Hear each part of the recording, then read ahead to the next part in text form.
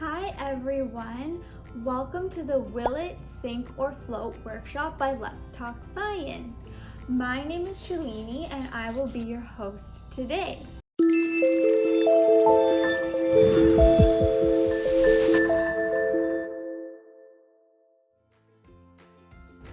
So have you ever gone to the swimming pool or the beach, and when you curled up into a ball in the water, you start to feel yourself sinking? But when you spread your arms and legs in the water, you feel yourself floating. Have you ever wondered why certain objects float in water while other objects sink? Well, we're going to investigate this in Activity 1 today. So let's begin.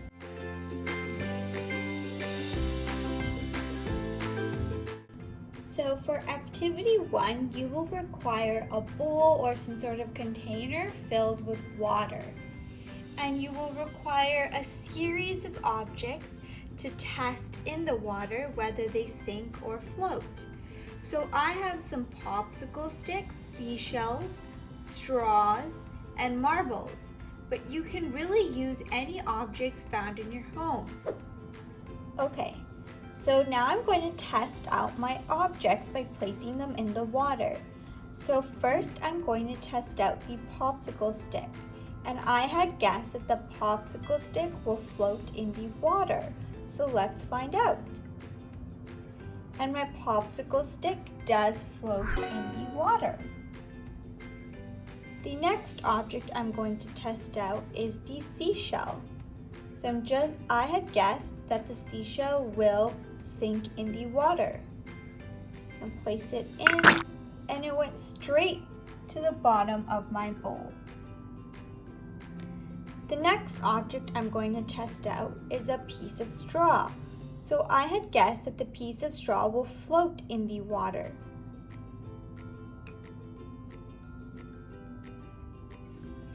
And my prediction is correct. My piece of straw does float in the water. And last but not least, I'm going to test out the marble. I had guessed that the piece of marble will sink in the water. And it went straight to the bottom of my bowl, just like the seashell. So why did some of our objects sink while other objects float? It has to do with something called density. So what is density, you ask? We're going to have to take a couple steps back in order to understand what density is. So all of the objects around us are made of tiny molecules, and molecules are like bricks. So our homes are made of small bricks to form a much larger structure. And molecules are like bricks that form the objects around us, except we cannot see molecules with our own eyes. We have to use special technology like microscopes to see molecules. So what does all of this molecule talk have to do with density? So density is how close these molecules are in a certain amount of space. So in the marble, the molecules are very close together in a small amount of space, so it has a high density. But in the popsicle stick, the molecules are more spread out in a larger amount of space, so it has a low density. So what does density have to do with whether an object floats or sinks? So when we take an object and we place it in water, it pushes water out of the way. But water doesn't like being pushed, so it likes to push back on the object with a force. And that force is called buoyancy. So in objects like the popsicle stick, where molecules are more spread out, it pushes more water out of the way. So water pushes back with a greater force, causing the object to float. So now you may understand why we float in the swimming pool or the beach.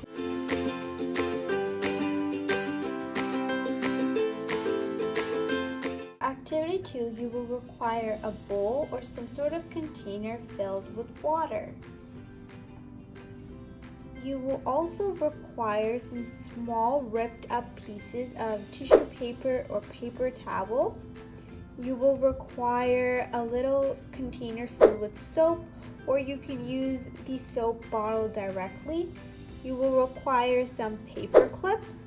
You will also require an opened up paper clip. You can substitute it with a toothpick as well. If you are opening up a paper clip, you may require some parental assistance. And lastly, you will require some Q-tips. So for this activity, you want to place the paperclip on your small piece of paper and you want to gently lower it into the water. This technique allows you to easily float the paperclip on the water. You can then take your opened up paperclip or a piece of toothpick and slowly push away the tissue paper.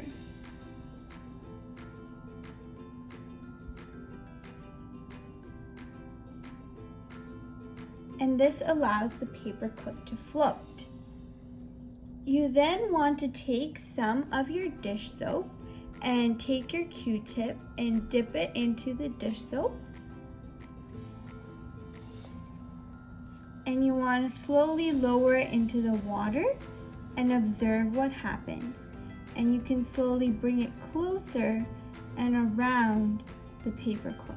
If you need to add more soap, you can do so. And watch what happens. When we initially began the experiment, the paperclip was floating on top of the water. But when we added the soap, the paperclip sank straight to the bottom of our bowl. So what's happening here? So water is made of tiny molecules as well. And they are attracted to each other and they stick together very tightly. And this creates a surface on top of the water, allowing the paperclip to float. So this is similar to our floors. Our floors are made of tiles or floorboards that stick together, and this allows us to stand or walk on top. Now imagine if we created a giant hole in our floor. We would fall straight through to the bottom. And this is exactly what happened to the paperclip when we added the soap. It broke the attraction between the water molecules, creating a hole in the surface, and that caused the paperclip to fall straight through to the bottom. Now that's magic, or is it science? So now, after the video, you could take this experiment further. You can try testing out how many paper clips the bowl of water can float before they all sink. You can also try changing the shape of your paper clip and see if that affects the results of your experiment. You can also try changing the liquid. So you can try using milk or juice and see if that affects the results. So now we will be moving on to activity 3. So using what we learned in activity 1 and 2, we will be building a boat that floats on water. So for this activity, you will require some sort of tray or bowl filled with water and a series of materials to build your boat. So you can use things like foil paper, modeling clay, and cardboard. You may also require some tape and scissors to put together your boat. You are not limited to the materials here. You can use whatever you find within your home. So let's get started. So I will be using some foil paper in order to build my boat. You can really use any sort of material, any shape. You could test out your boat using different materials as well. Before you begin, I also encourage you to take a sheet of paper and draw out the design of your boat. So I'm going to get started on building my boat using some foil paper.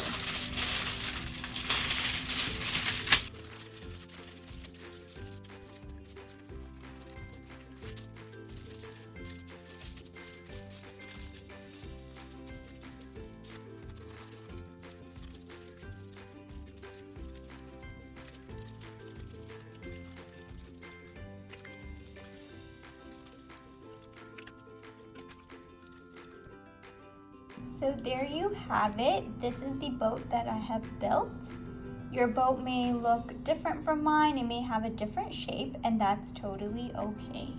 So now we will be testing out whether our boat is stable. So for this, you will require your built boat, you will require your tray of water, and some sort of weight to test out your boat. So I will be using marbles to test out how stable my boat is, but you can use anything like coins, buttons, Lego blocks, whatever you find in your home. So I'm going to place my boat in my tray of water, and it first floats.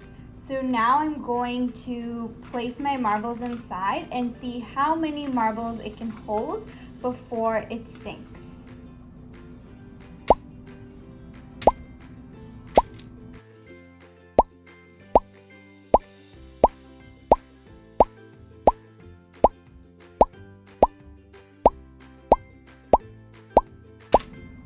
And with my 18th marble, it has basically sunk to the bottom of my tray, as you can see. So that's it for today. I hope you enjoyed our Sink or Float workshop. You are more than welcome to take pictures of your experiments, share them on social media, and tag Let's Talk Science with your caregiver's permission, of course. Again, thank you for watching and hope you enjoyed working with us today.